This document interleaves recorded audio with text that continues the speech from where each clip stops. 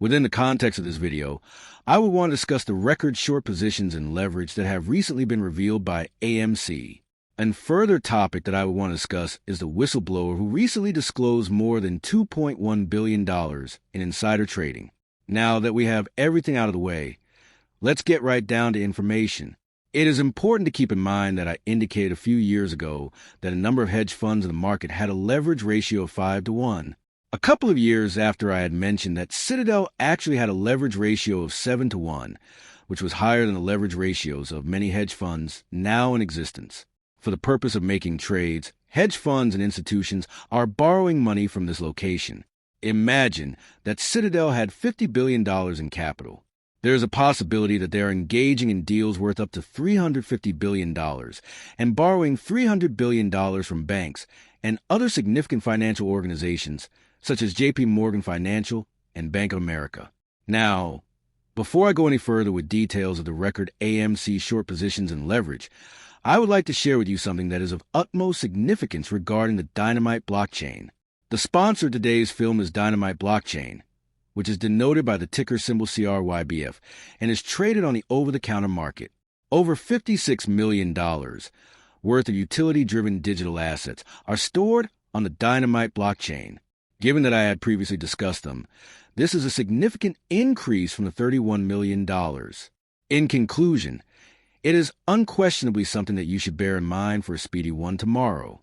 MicroStrategy, also known as the Bitcoin Treasury Company or BMNR Bitmarine, is a company that holds Ethereum. You may have heard of these companies. Although both of these businesses are fantastic, they both have two constraints in common. First, they have a high degree of concentration on a single asset, which makes the risk higher.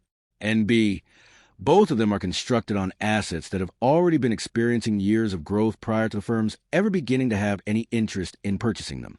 Therefore, Dynamite Blockchain is the solution to this problem. The company possesses a wide portfolio of high-quality digital assets, all of which they believe to have great growth potential and strong real-world utility. A strategic shift has also been made by Dynamite Blockchain, which went from being an early miner Casper to becoming the diversified digital asset holder that it is now. I indicated before that there is a significant gap between the firm's plan and the public's image of the company and its market capitalization. This gap can be exploited, particularly in light of the enormous expansion of their balance sheet that I highlighted earlier. In conclusion, do you believe that Dynamite Blockchain has the potential to become the next major treasury company? I would appreciate it if you could share your thoughts with me in the comment section below. Moreover, make a point to investigate Dynamite Blockchain, which is currently trading on the over-the-counter market with the ticker symbol CRYBF. Due to the fact that your position, whether it be a long or short position, only needs to move against you by a little amount in order to liquidate your entire position. Doing so is obviously rather dangerous given the circumstances. As a result of an updated poll that was conducted up until the end of 2025, Risk.netnet has determined that the top 10 hedge funds in the United States had assets that were worth 23.9 times their own money at the beginning of 2025. It may be deduced from this that for every dollar that they had in capital or invested cash, they borrowed around $22.90 more to invest in addition to that dollar. Additionally, it is stated in this report that the 10 largest hedge funds in the United States have boosted their leverage to the greatest level since the arrival of 2019. Not only are these hedge funds not taking on the same level of risk, but they're also not using the same amount of leverage as they were a few years ago. This is a strange development. As a matter of fact, they are taking on a significantly greater amount of leverage and risk.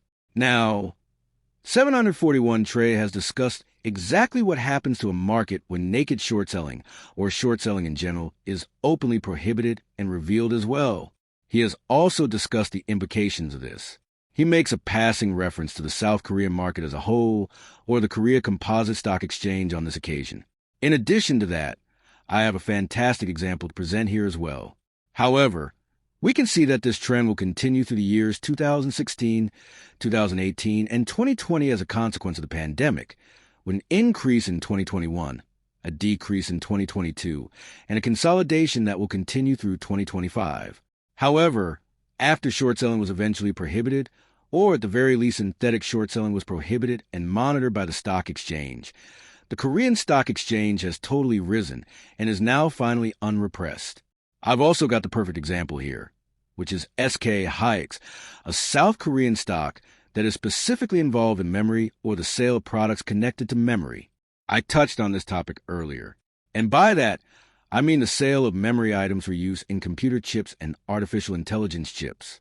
Nearly 2 years ago, at the beginning of the year 2025, it was trading for approximately 273 points.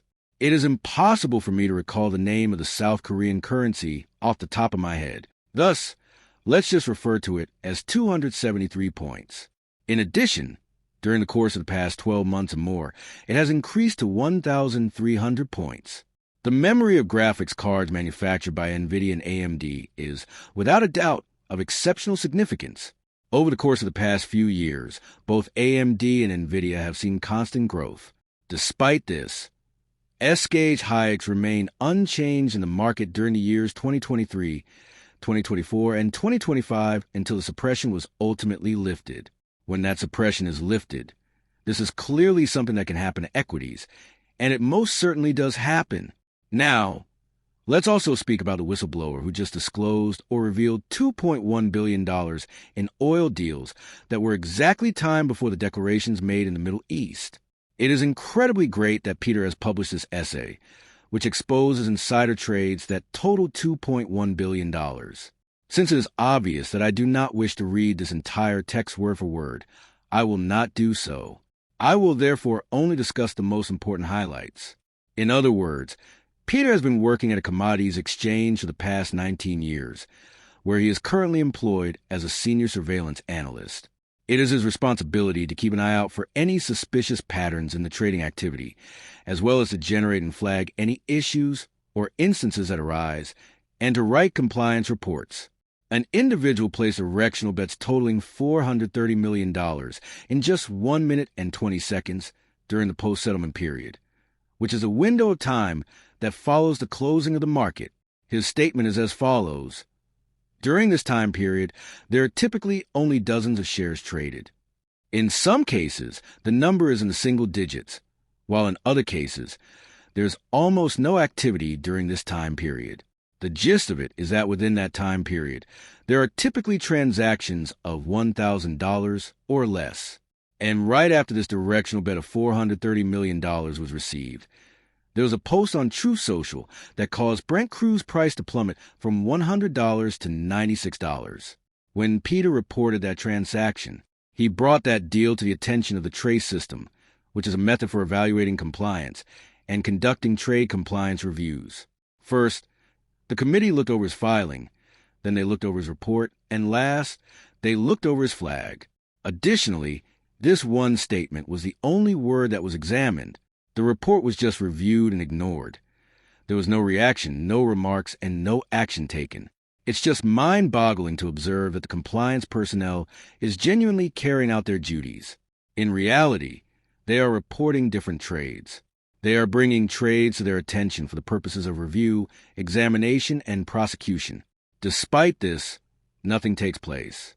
Now, on the other hand, let's also talk about Michael Burr since, in case you were unaware, Michael Burr has lately added to his role at GameStop.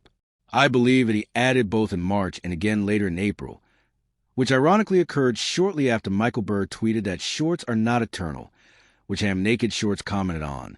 In fact, I believe that he added both in March and again later in April. He made the statement, "The shorts have to cover. The difficulty is, how can we physically compel them to do it?" He further stated, "The SEC is of course protecting them, but not forever." I couldn't agree with Michael Brewer more on this point. Clearly, shorts are attempting to short a large number of stocks presently available. Nevertheless,